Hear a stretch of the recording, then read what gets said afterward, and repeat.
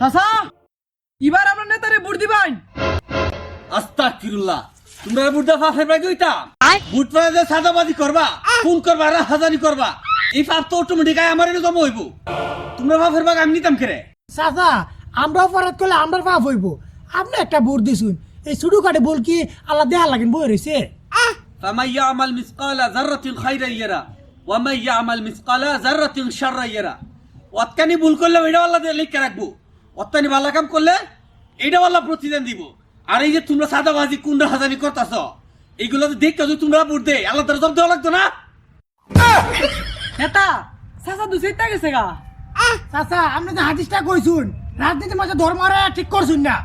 এই বেকুর বাচ্চা, এটা হাদিস না, এটা কোরআনের আয়াত। আর রাজনীতির মাঝে দর মারলে ঠিক হবে কেমনে? তোরা চুরি করতে না, সান্দাবাজি করতে না। চাচা দুইটা বেতালা।